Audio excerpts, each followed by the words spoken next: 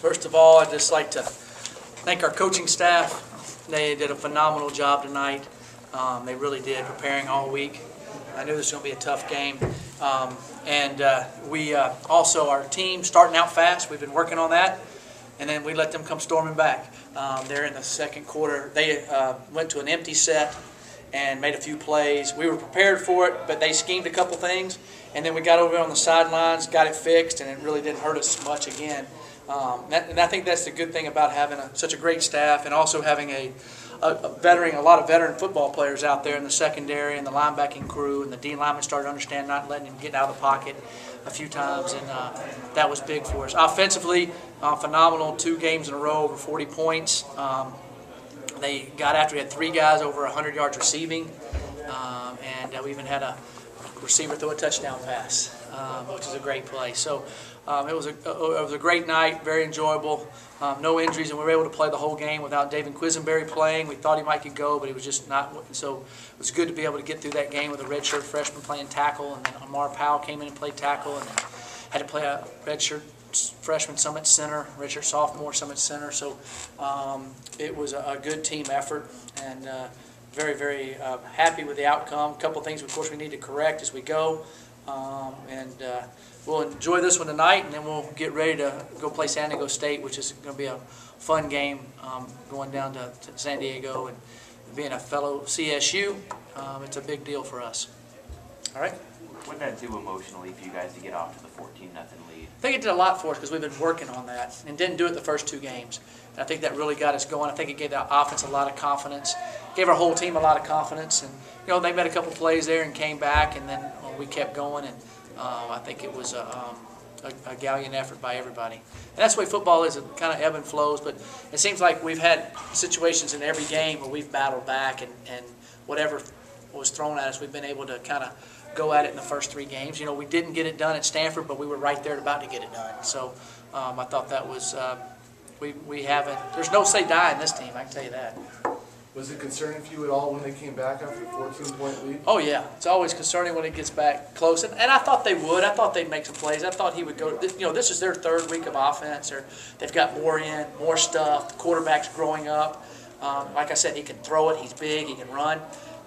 So I knew they would start doing some more. They haven't shown much empty, just a little bit. And then they went to it and kind of schemed a few things up and made a couple throws and a couple plays, and he made a scramble or 2. And all of a sudden it's 14-13, and then went 17-13, and then we kind of settled down, and then it was, I don't know, I guess 40-17 by, 40-13 or whatever at one point, I guess. Or 35-13, was it? Or 40? It was 40-13, and then they scored. Something like that. They got to 27. You were up 27-13. They got to 27-20. Yeah, 27-20, and then we pulled away. That's right. Yeah, we should have picked the ball over there. It's a great play by the receiver, and Benet Benwicker was running right with him, and he makes those plays, and sometimes you don't. He's right there. He just misjudged it. It happens. It was a good throw by them.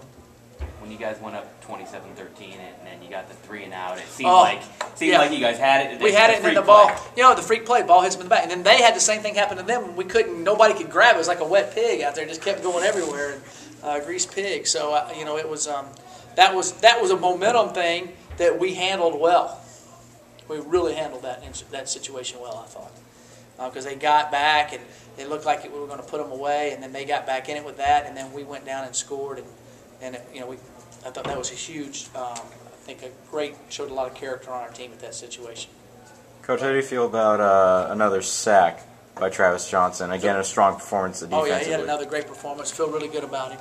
He's a really good player. He almost had a couple more, and the guy just kind of pulled away, but I thought our D-line did a good job after we kind of figured out how they were doing it, how they were scheming us on it, and then they did a great job of correcting it at halftime. Touch a little bit on it with the wide receivers, 3 guys over 100 yards, and you did it without Ryan Naughton. So yeah. What does that say about the passing game? Yeah, the passing game's doing well. They've got to cover all those guys, and we'll find a way to get it to Ryan. And a couple times we did, and we wanted to find him sometimes, and they had some other things they were doing, he'll have his day now that those guys are having that. They got to go out there and do something with him, and he'll be wide open some. So it all comes and goes, it flows. We'll come in here one day and he'll have 10 or 12 catches, so his time will come too.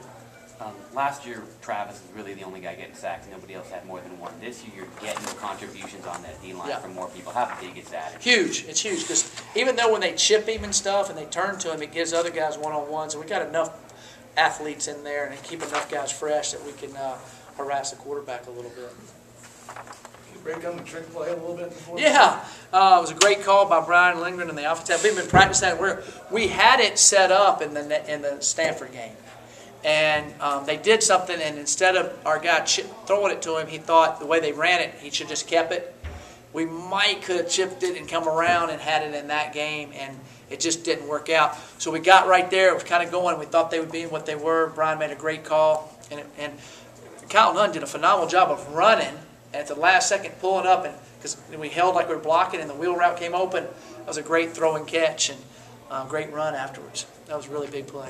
Are plays like that nice to see? Because, I mean, Grigsby had a big role in that, too, just walking downfield. To see 4 or 5 guys making huge plays on one. It's a big play. It was fun to watch, and the roar of the crowd on it was really thrilling as we ran in. You know, it was exciting.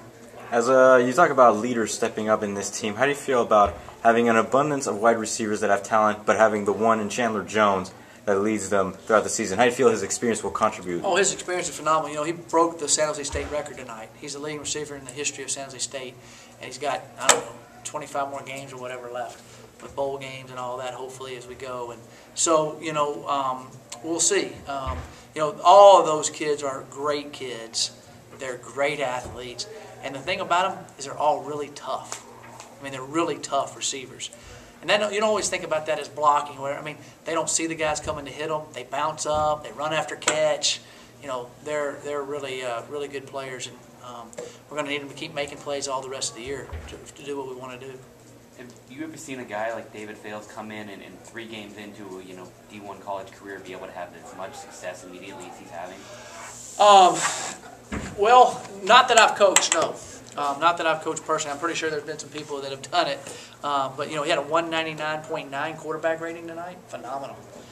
Making all the right reads. You know, Brian Lindgren's just done a great job with him. And, you know, the line's done a good job. Our running attack's doing good at, you know, keeping it in balance. And, you know, our receivers, they catch everything he throws to them. And so they're doing great.